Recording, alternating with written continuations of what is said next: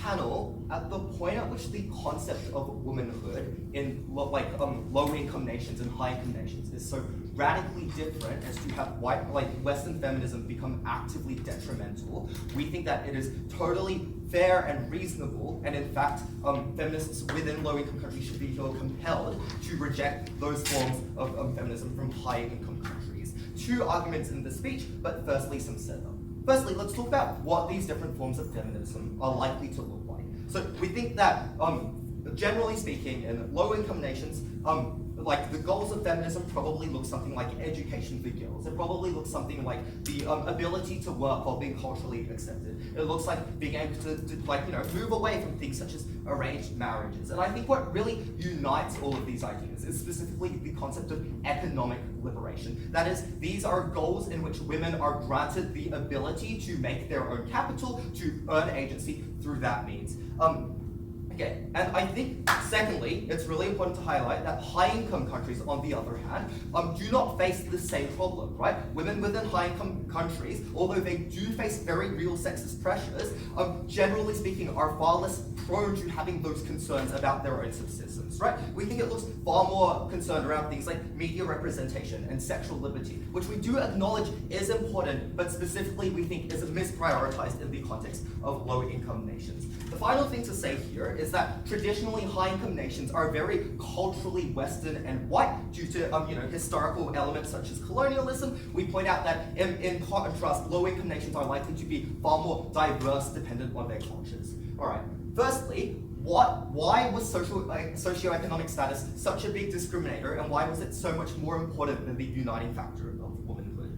I think the first thing to say here is that globally the concept of feminism is really diverse, right? That is, there are lots of different forms of feminism around the world, but importantly, people are far more united by their socioeconomic status, because that is something that defines your cultural background, that is something that defines the life you have lived, the quality of that life, the resources you have had access to, the cultural background, and often, religious background that you come from. So I think what is particularly important here then is that things that do not necessarily contravene these sorts of things that are seen as far less radical to these backgrounds are far less likely to be accepted, because things such as economic status needs, etc., are far more basic and primary. So I think that is especially important in the context of this debate.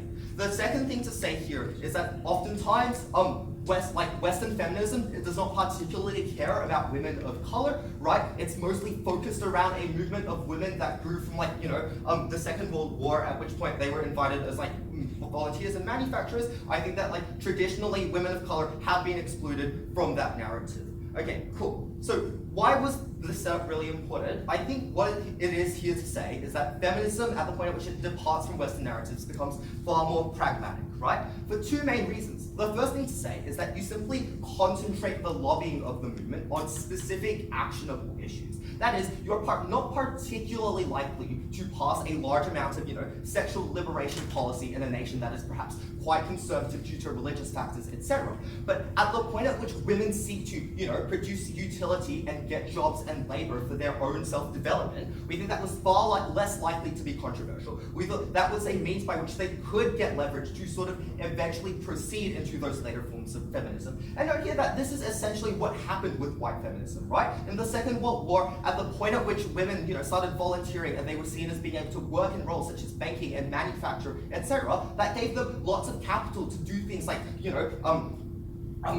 protest with their protest fairly, and perhaps be independent of men because they were no longer reliant on them for that income. So we thought that this was, economic liberation was by far the most important goal of feminists within these regions. That was the most basic means by which they were actually able to accelerate into the loftier goals, perhaps, of Western feminism. I think, right. The second thing to say here then is that I think traditionally these women have been excluded from Western feminism and the feminism of higher income countries. The first thing to say is that, very simply, the class factors are so radically different that it becomes very difficult to be inclusive in those matters. And this is for just the reasons that class is so different. It means that there are particular social cues that some women will understand but not others. It means that people act in ways that seem quite strange to perhaps people who have lived their lives in high income areas. So, for example, this might look like through the lens of like dowries and arranged marriages, where perhaps Western feminists are likely to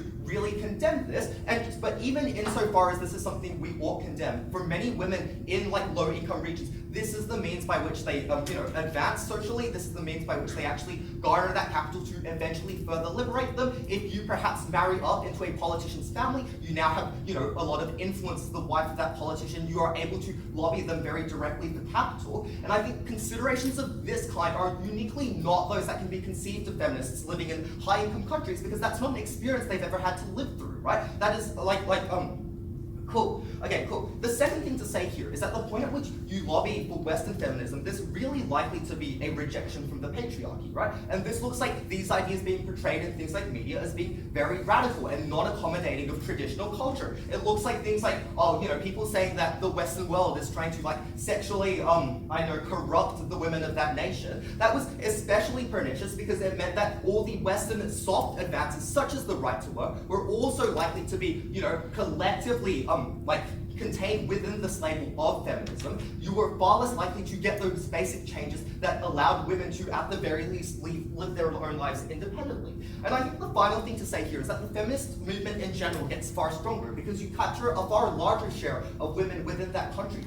Hear that even if you are a minority, you are not immune from the cultural pressures surrounding you. So women who do believe that they are meant to have a role as a housekeeper, etc., are probably going to feel very alienated by what seems to them to be very radical policy from high-income nations. We think that focusing on grassroots feminism, which is the alternative here, means that you get a feminist movement that not only adequately accommodates for the women it seeks to protect, but does so in a way that will lead to realistic change and does so in a way that makes these women feel the most happy and most accommodated. Because we were the side that got you a world in which women were able to undergo these new beneficial experiences. So proud to affirm. Thank you.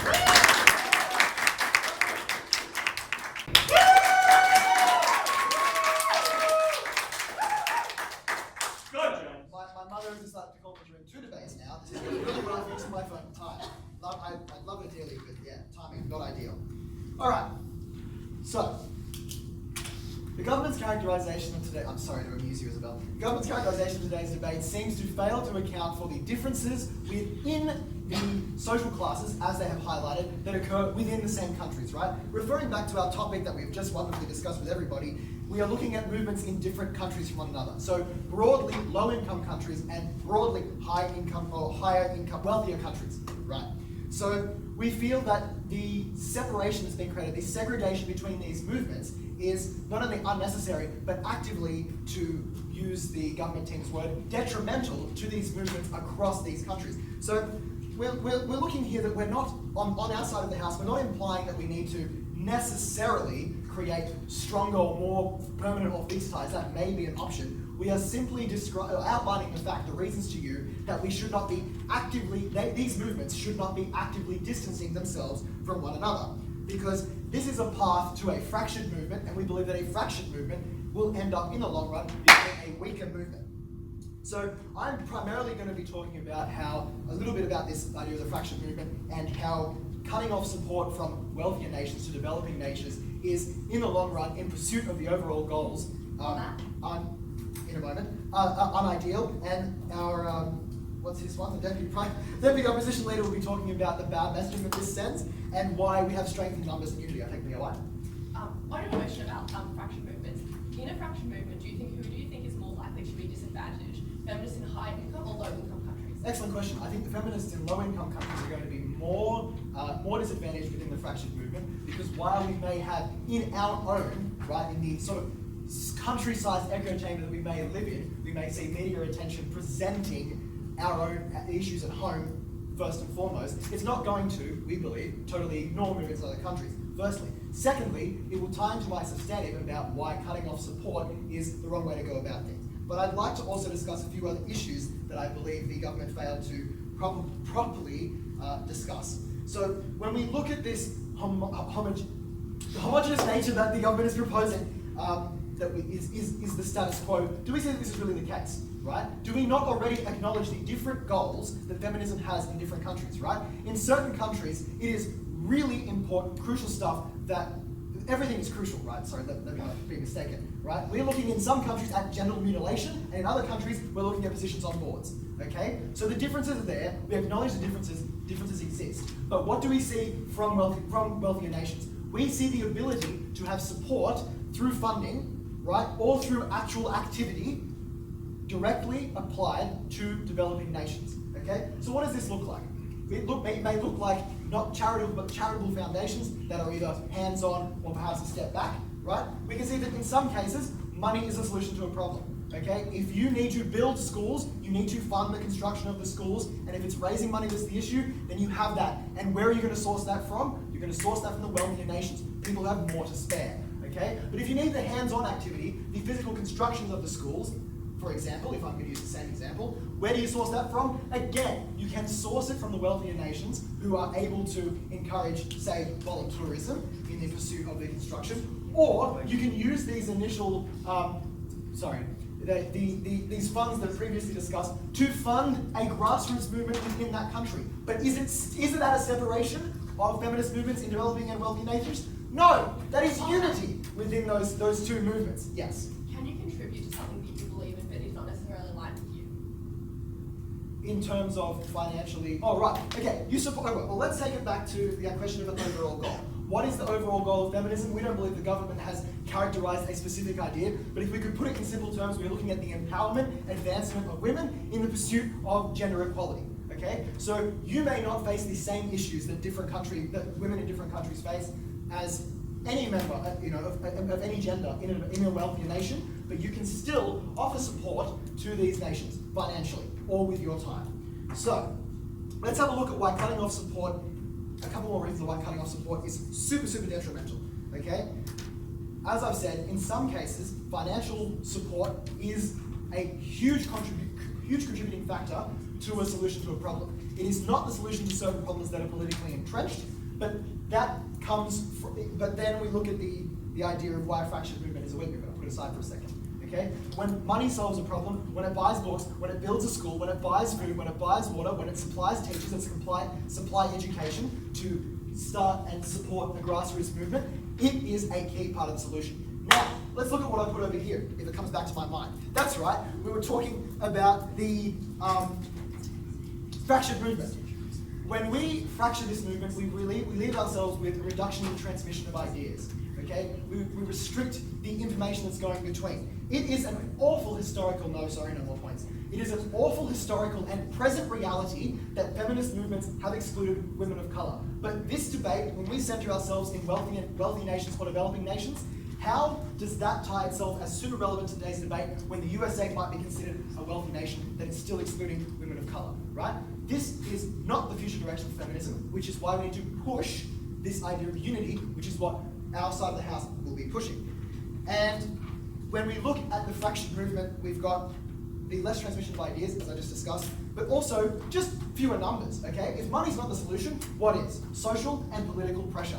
If you have fewer numbers of supporters of your movement, of your ability to create action, you are not going to have as solid a chance of enacting social change through, say, petitions, protests, or any other action that directly affects a government if you do not have the physical human body power, the numbers, to support your movement. So why would you want to fracture a movement that is so crucial to the advancement of human society as a whole, and therefore restrict the progression of widespread political change? So what do we see overall on our side of the house? We see a movement that may or may not, that should head, probably, in a unified direction. We see better access to financial support and better access to bodies, to power, to lobby social change. Whether money is the solution or disruptions to political environments or similar like that, our side of the house presents a more solid case that provides better outcomes for women and indeed humanity as a whole. Thank you so much.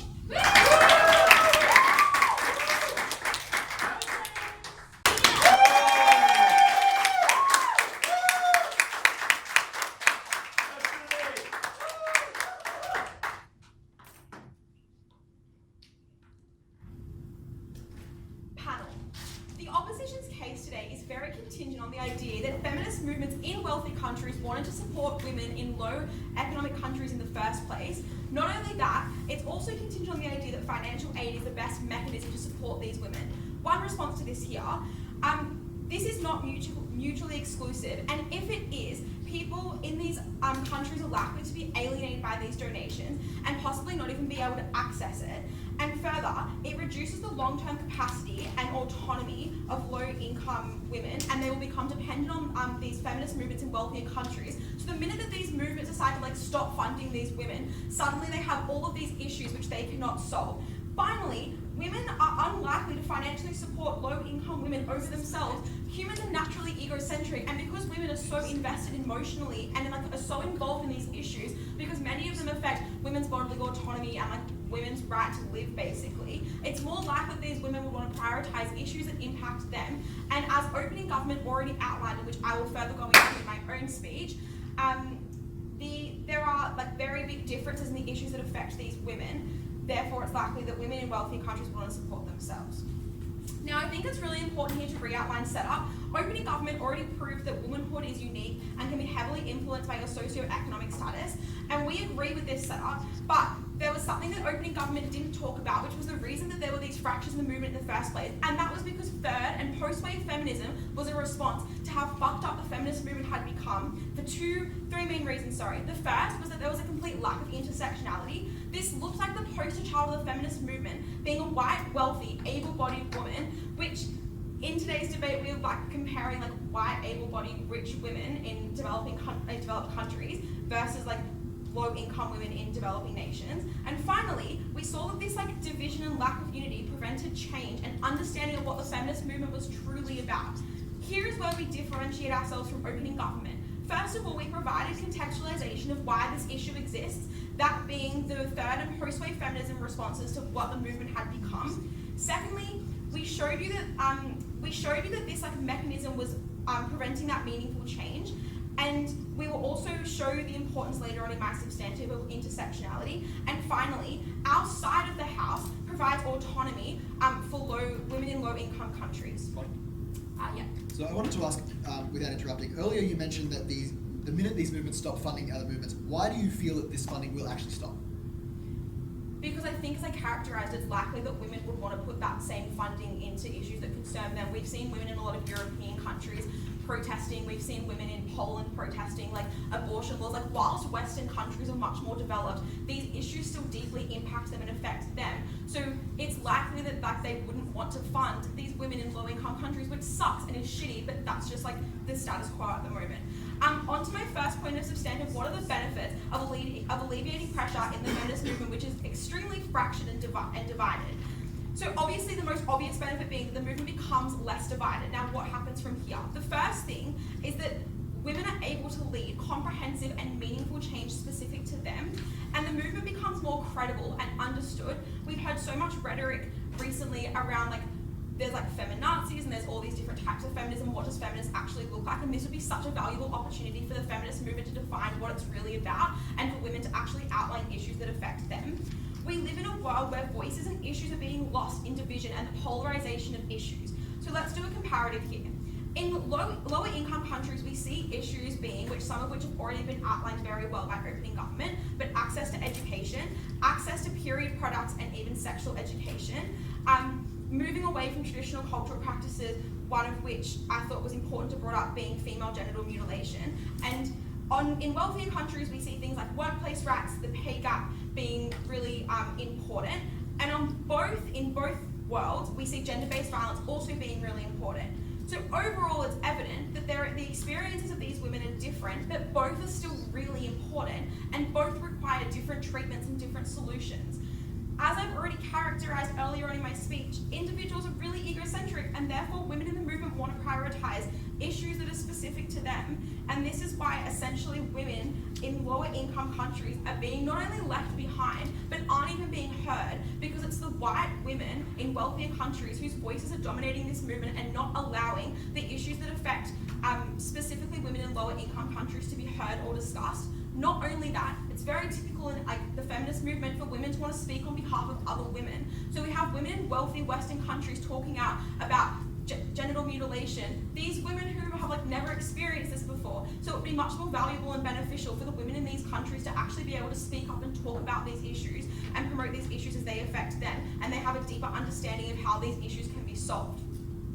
Now, at this point in the case, I would like to do a best and worst. So, at the opposition's best case, women in lower income countries receive funding and support which helps them further their feminist agenda, and this support increases the unity within the movement and alleviates pressure created by divides.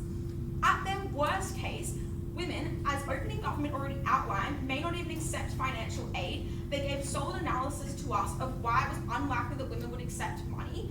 And even if women received the money and were accepting of it, they're probably going to be condemned and shamed by institutions, leading to them feeling disempowered and also feeling very shameful, which means that they don't get to feel that sense of female liberation that is the end goal, essentially, of the feminist movement. So therefore, at opposition's best, they provide some benefits financially speaking, but principally, we see that at their worst case, it's not only really bad, but it actually creates more harms, which we don't want to see on our side of the house. Finally, for my last point of substantive, why does the tension with worldwide feminism prevent outcomes for lower income countries? So on this, 4 main reasons for this. There's an abundance of discourse that inherently means voices are not heard, and this is likely to be because low-income countries may not have reach, they may not have access to discussion, access to certain technologies where they can spread their voice and have their voice heard. They're inherently more disadvantaged and also less educated. So we think that because we have all these domineering white female voices, they are unable to be heard properly and unable to have their issues be known to the world. So for all of these reasons that I've shown you today, that is why I'm extremely proud to propose.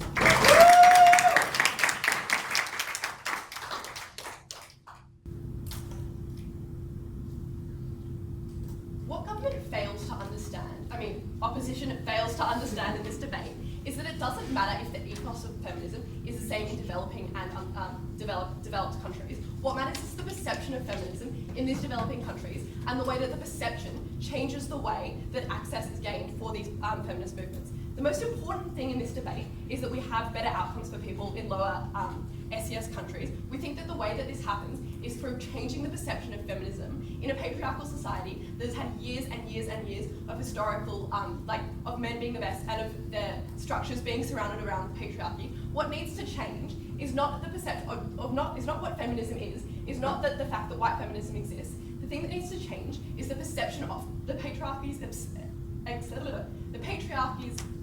interpretation of what feminism is in order for them to accept it and for change to happen.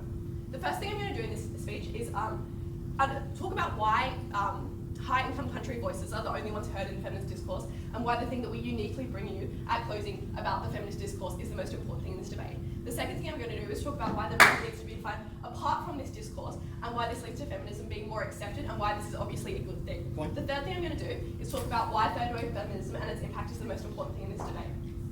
I'll take a point. Okay, so the main link that your bench has made is that that this fracturing of this movement might make women in their own country more focused on their own issues. But how does it inherently give the more vulnerable stakeholders of women in developing natures more of a voice?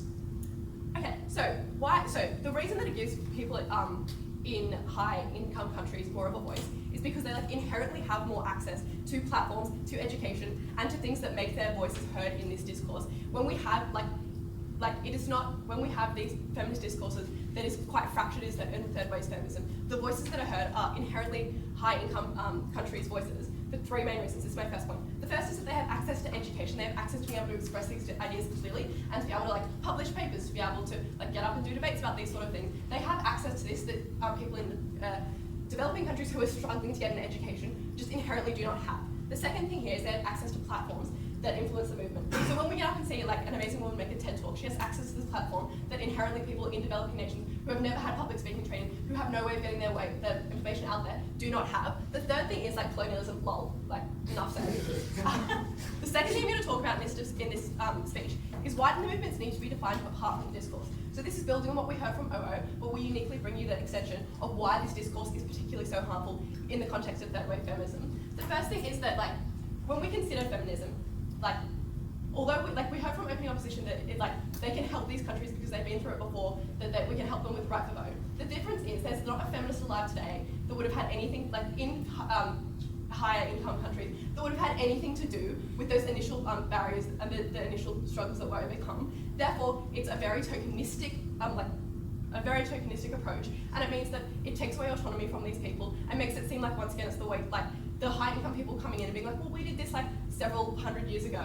Well, I don't understand history. We did this before, and therefore we can help you. I think what this does is it takes away the autonomy, and it fails to understand the intersectionality, fails to understand the very unique circumstances and how the impact of the changing world, and why this is like inherently important in the feminist movement.